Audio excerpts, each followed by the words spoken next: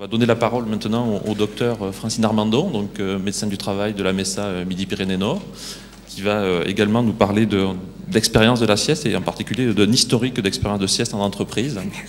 Docteur Armandon, à vous la parole. Merci. Merci et bonjour. Donc, on a parlé de cette sieste, mais en fin de compte, comment peut-on faire la sieste quand on travaille dans la journée et qu'on est au travail et qu'on n'a pas la possibilité de rentrer chez soi entre midi et 2. Donc, cette expérience se déroule, je veux dire, d'une rencontre qui s'est faite donc, entre l'association SBS 81 par l'intermédiaire du docteur Mulens et les contrebandiers du temps. Donc cette association, comme on vous en a parlé déjà ce matin, existe depuis 1991. Elle a permis de faire de multiples études grâce à nos partenaires. Et elle nous a permis aussi de faire un état des lieux avec le constat suivant, une augmentation des horaires atypiques dans le monde du travail et aussi associé à un allongement des trajets domicile-travail, ce qui donc engendre une dette de sommeil importante chez les salariés avec la conséquence que des accidents sur le lieu de travail ou sur la route liés à la somnolence diurne excessive. Pour informer autant les salariés que les entreprises, nous avions réalisé plusieurs documents donc, qui vous ont déjà été présentés ou évoqués et dont le dernier était donc la fameuse sieste ou repos compensateur, un traitement à prendre au sérieux.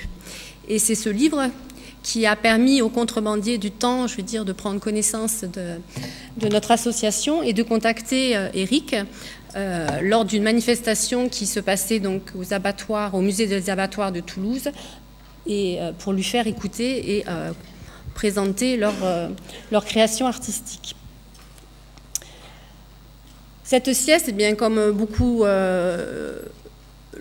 le savent, on lui reproche d'être une perte de temps, de faire en sorte que quand on se réveille, on n'est pas très bien après, avec une impossibilité de s'endormir pendant cette sieste, alors qu'on sait que ça augmente que quand on fait une sieste, eh bien, on a une vigilance qui est augmentée, qu'on a une meilleure concentration, et on peut même noter une certaine baisse du stress des personnes qui font cette sieste.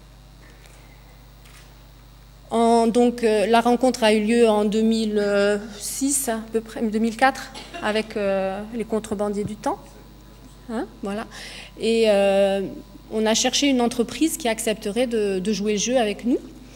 Et en 2007, notre choix s'est porté sur une entreprise qui est un centre de formation informatique qui certifiait les utilisateurs en Microsoft, et qui avait la particularité non pas d'avoir des horaires, je vais dire, de nuit ou en travail posté, c'était des horaires dits de bureau, mais en fin de compte, ils avaient des pics d'activité très importantes de façon fluctuante dans l'année, puisqu'ils arrivaient à travailler, je dis bien travailler, jusqu'à 12 ou 13 heures par jour, sans compter les déplacements à l'extérieur de Toulouse, puisqu'ils allaient jusqu'à Montpellier, voire Bordeaux, et avec donc une charge mentale importante puisqu'ils devaient être attentifs à leurs stagiaires et pouvoir répondre et d'être disponibles pour eux.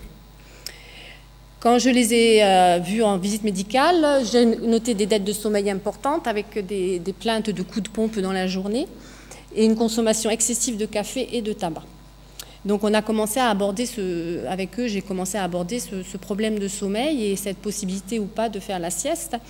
Et ils avaient un collègue qui faisait la sieste, et d'ailleurs tout le monde se moquait de lui, mais il continuait à faire sa sieste.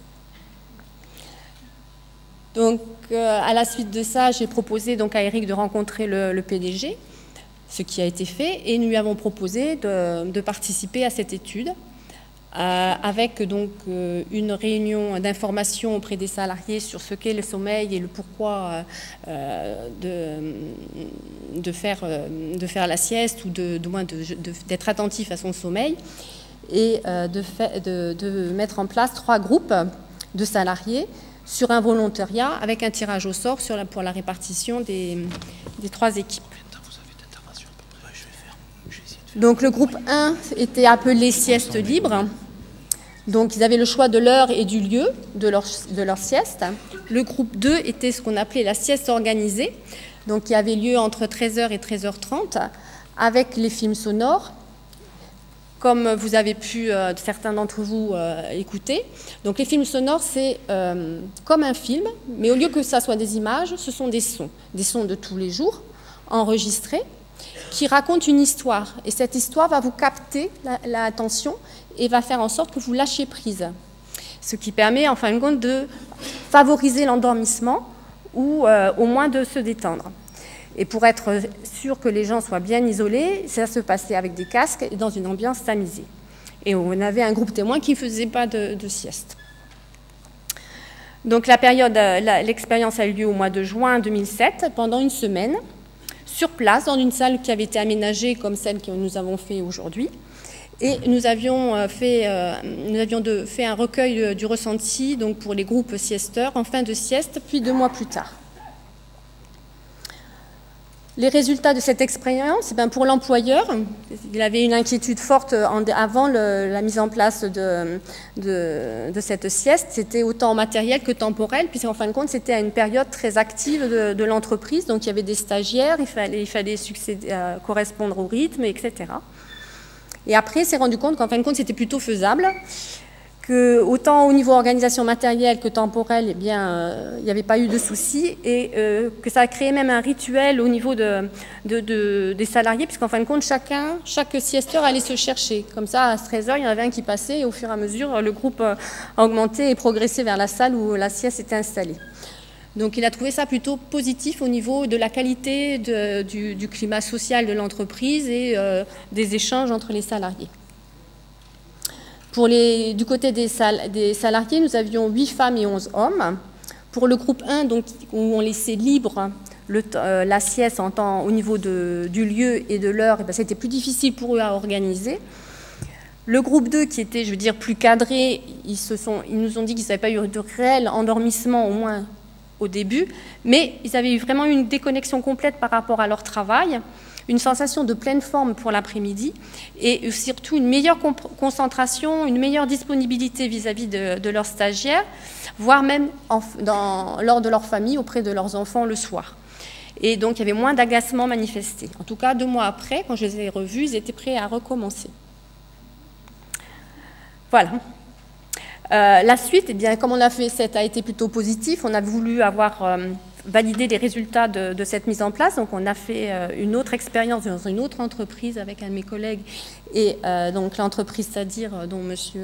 Fraisse vous parlera de l'expérience juste après. Et il faut savoir que ces expériences existent tant au niveau national, puisque Eric a pu travailler avec les contrebandiers du temps, donc au niveau de MC Conducteur, et au niveau régional. Là, la centrale nucléaire de Golfech se met à faire la sieste. Et donc, il y a une autre entreprise qui s'appelle Mécano ID à Blagnac qui a instauré la sieste dans son entreprise. Je vais laisser la parole maintenant à Jean-Louis Fraisse pour qu'il vous parle de son expérience. Merci, Dr Armando. On va repasser sur une séquence questions à vos boîtiers. Je crois qu'il y a une question encore voilà, une petite question de réflexion pour vérifier votre vigilance en fin de matinée, en fin de poste, quelque part. Donc on va peut-être laisser dépasser un petit peu le timer pour permettre aux gens de comptabiliser et de répondre. Donc on va laisser un petit peu plus de temps. Vraisemblablement, vous avez un problème pour pouvoir réagir rapidement. Voilà, donc on arrive sur des quantités plus importantes de répondants que tout à l'heure, donc statistiquement ça sera un peu plus représentatif. Jusqu'à 15 h on le laisse. Alors.